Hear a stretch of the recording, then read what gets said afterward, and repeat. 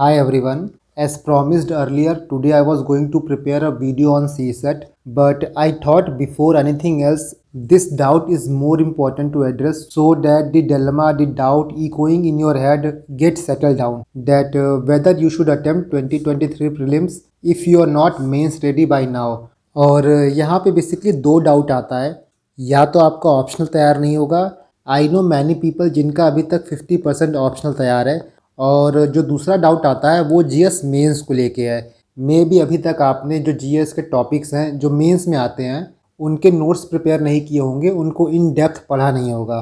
तो if I have to answer your question very precisely and in single word, then yes you should attempt 2023 prelims even if you are not mains ready.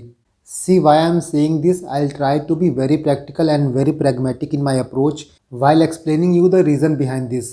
And देखो, one size fit all approach सबके लिए नहीं होता है। सबकी situation different होती है, सबकी प्रॉब्लम डिफरेंट होती है। That is why I have taken different scenarios, different cases, so that आप जिस ब्लॉक में भी फॉल कर रहे हो you should be able to take the inform decision. Video might भी थोड़ी लंबी हो जाए, बट बहुत इंपॉर्टेंट टॉपिक है, क्योंकि जब तक ये चीज़ें आपके दिमाग में क्लियर नहीं होंगी और ये डाउट आपके दिमाग में बना रहेगा, आप इन डाउट्स के साथ, इन डिलेमा के साथ इफ़ेक्टिवली तैयारी नहीं कर पाओगे। और यहाँ पे मैंने कुछ स्क्रीनशॉट अटैच किए हैं टू शो यू कि किस टाइप के डाउट्स हैं। Like I have only 3 attempts left, my mains preparation is inadequate, whether I should save my attempt और नॉट। ऑप्शनल को लेकर डाउट है, प्री क्वालिफाई हो जाएगा तो क्या मेंस होगा, मेंस कैसे क्वालिफाई होगा। And one more, I have been preparing for last 5-6 month, completed 50% of main syllabus including optional. Would it be wise to attempt the prelims, and do I think will you be able to clear mains? तो देखो, I'll address this topic only कि whether it is a brave decision or it is a foolish decision to attempt 2023 अगर आपका mains तैयार नहीं है। But before moving forward, काफ़ी लोग मुझसे निमोनिक्स की पीडीएफ मांग रहे थे। मैंने ये पीडीएफ ऑलरेडी अपने टेलीग्राम चैनल पे अपलोड किया है, और इसमें हिस्ट्री, ज्योग्राफी, पॉलिटी, एनवायरनमेंट, उनसे रिलेटेड जो भी निमोनिक्स है मैंने कलेक्ट किए थे। और ऐसे 2 पीडीएफ हैं, and in the month of April मैं एक पीडीएफ और निकालूंगा, क्योंकि बहुत से क्वेश्चंस ऐसे हैं ना जो हिस्ट्री में है। फॉर एग्जांपल, वॉइस रॉय किस क्रोनोलॉजी से इंडिया में आए, डिफरेंट बैटल्स किस क्रोनोलॉजी से हुई। तो काफ़ी चीज़ें ऐसी हैं जो आपको रखनी पड़ेंगी, और इट्स बेटर कि आप कोई निमोनिक्स बना लो, कोई ट्रिक बना लो, सो डैट वो लॉन्ग टर्म मेमोरी में आपके चला जाए। तो इस पीडीएफ को मैं टेलीग्राम चैनल पे डाल दूंगा, रीपोस्ट कर दूंगा बेसिकली, और आप मेरे टेलीग्राम चैनल से जाकर उसको डाउनलोड कर सकते हैं। Now coming back to topic, देखो जितने भी सिनेरियो हैं मैंने कोशिश की है कि सबको इनकॉर्पोरेट करें। अलग अलग केसेस हैं। फॉर एग्जांपल, कुछ लोग ऐसे होंगे जिनका ये फर्स्ट अटैम्प्ट होगा, कुछ लोग ऐसे होंगे जो 2+ अटैम्प्ट दे चुके होंगे, और कुछ लोग ऐसे होंगे जिनका 3-4 अटैम्प्ट ओवर हो गया होगा। इसके बाद जो सेकेंड लेयर आता है उसमें कुछ लोग ऐसे होंगे जो अभी जनवरी में तैयारी स्टार्ट किए होंगे, काफ़ी लोग लास्ट 4-5 मंथ से तैयारी स्टार्ट किए होंगे, और बहुत से लोग ऐसे भी होंगे जो लास्ट 1 ईयर से प्रिपरेशन कर रहे हैं। इसके बाद जो मैंने बताया था कि 2 टाइप के डाउट है बेसिकली, या तो आपका ऑप्शनल तैयार नहीं होगा, 40-50% आपने प्रिपेयर किया होगा, और या तो आपका जीएस तैयार नहीं होगा, और हो सकता है कि आपका दोनों तैयार ना हो, आपने ऑप्शनल भी कंप्लीट ना किया हो और आपके जीएस के नोट्स भी प्रिपेयर ना हुए हों। देखो यहाँ पे ना, I will be brutally honest, मैं शुगर कोटेड बात नहीं करूँगा, क्योंकि ये आपके करियर का सवाल है, और ultimately you have to face the heat, you have to face the consequences. जिनका ये फर्स्ट अटैम्प्ट है, जो पहली बार एग्ज़ाम देंगे, उनमें 3 कैटेगरी के लोग होंगे। कुछ लोग जैन में तैयारी स्टार्ट किए होंगे, कुछ लोग ऐसे होंगे जो 4-5 महीने से तैयारी कर रहे हैं, और कुछ लोग ऐसे हैं जो लास्ट 1 ईयर से तैयारी स्टार्ट कर रहे हैं।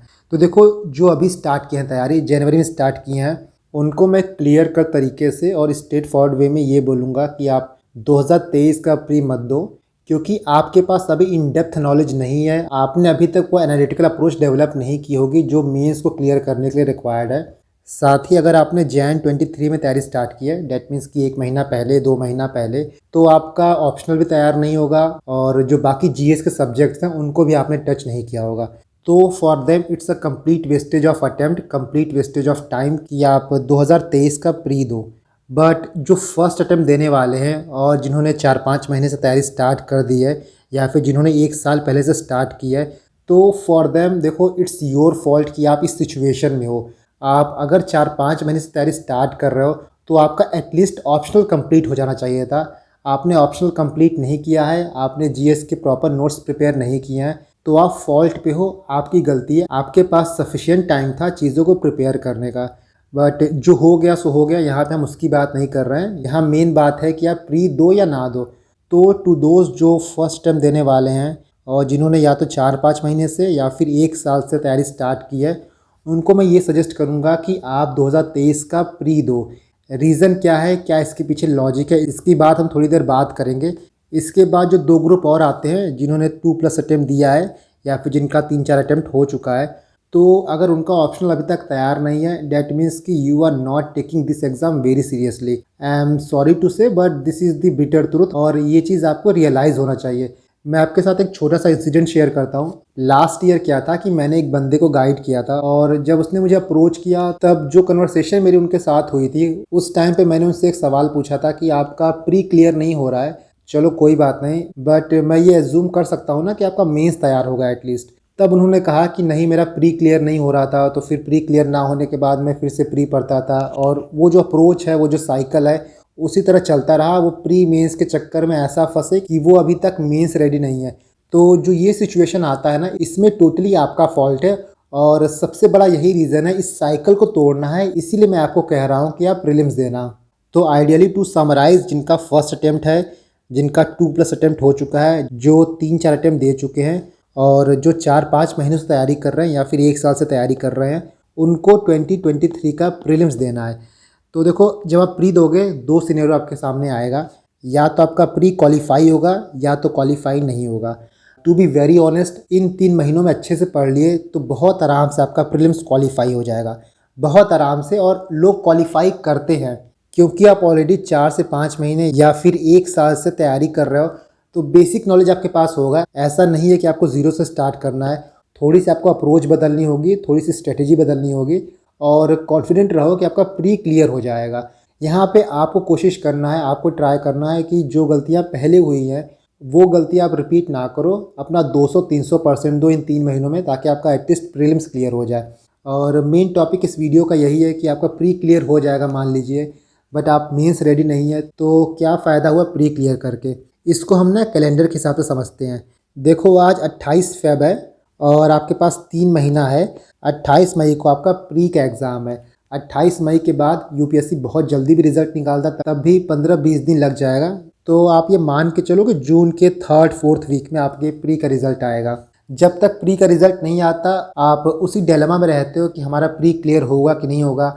और टू बी ऑनेस्ट, इन 20-25 दिनों में बहुत कम लोग हैं जो सीरियसली पढ़ाई कर पाते हैं। जब आप मेंटली प्रेजेंट नहीं रहोगे, तब आप फिजिकली प्रेजेंट होकर किताब के सामने कुछ नहीं कर सकोगे। नाउ मान लो आपका प्री का रिज़ल्ट आता है और आपने प्री क्वालिफाई नहीं किया है।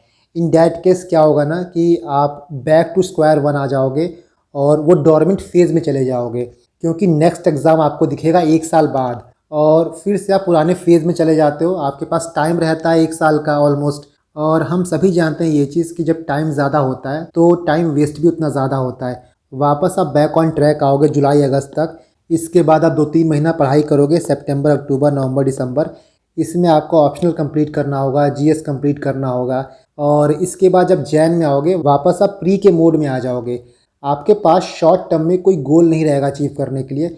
तो जो एफिशिएंसी आपकी रहेगी वो 60-70% से ज़्यादा नहीं रहेगी, और 60-70% भी बहुत ज़्यादा मैं बोल रहा हूँ, क्योंकि आप साल भर 12 घंटा 14 घंटा पढ़ाई नहीं कर पाओगे। और deep down in no our self की पढ़ाई नहीं हो पाती है, क्योंकि पढ़ाई हो ही पाती तब इस सिचुएशन में आप नहीं होते कि आपका ऑप्शनल अभी तक तैयार नहीं है, आपने अभी तक आंसर राइटिंग नहीं की है। तो जो कंडीशन पिछले साल था वो कंडीशन इस साल भी रहेगा, अगर आपका प्री क्वालिफाई नहीं होगा तो। नाउ यहाँ पे सेकंड सिचुएशन की बात करते हैं कि इन केस आपका प्री क्वालिफाई हो जाता है, आप अपना 200% देते हो, 300% देते हो, और किसी भी तरह करके आपने प्री क्वालिफाई कर लिया।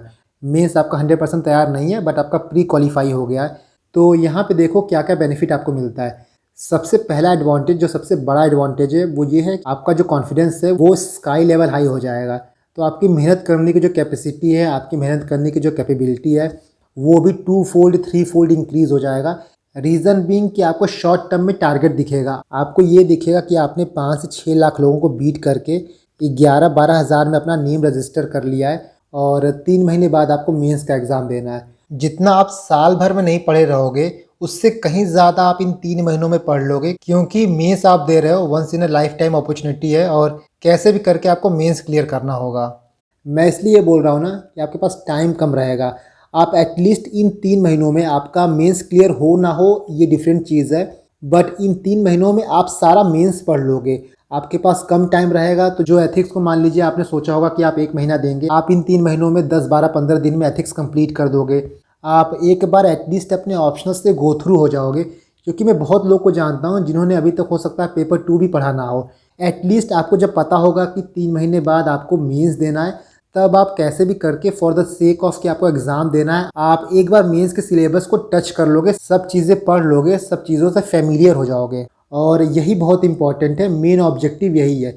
क्योंकि जैसा मैंने पहले बोला है कि अभी तक आपका मेंस तैयार नहीं है, अभी तक आपने ऑप्शनल 40-50% किया है। इसके पीछे बेसिकली 2 रीज़न रहता है।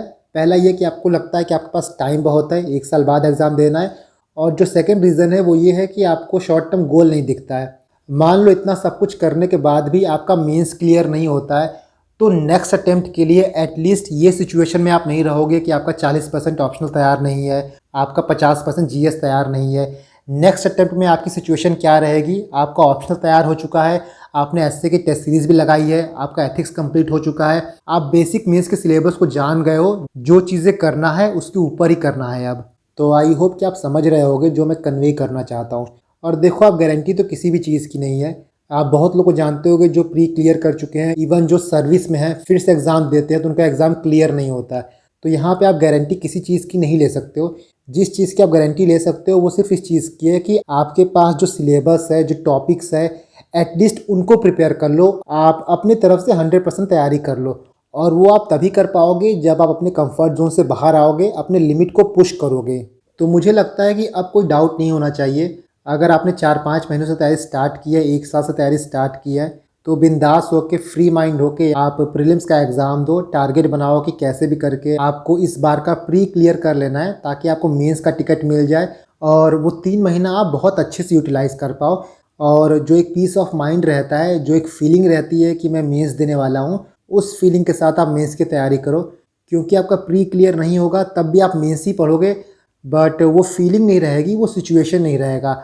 आप मेंस की तैयारी करोगे तो, बट बहुत प्रेशर में करोगे, ना कि इंथुजियास्टिक होके। डेट इज़ वाई इस अटेम्प्ट के लिए या तो आपको ये लग रहा है कि इस बार मेरा क्लियर नहीं होगा, मैं नेक्स्ट बार क्लियर करूँगा। दोनों अटेम्प्ट के लिए, दोनों सिचुएशन के लिए सबसे इम्पॉर्टेंट ये है कि आप इस वक्त at this point of time सिर्फ इतना सोचो कि मुझे कैसे भी करके 2023 का प्री क्लियर करना है, ताकि मेरी मेंस की तैयारी बहुत अच्छी हो जाए। बाकी at last I am open to all suggestion and doubt. कोई भी जेन्यून डाउट होगा तो आई विल श्योरली रिप्लाई।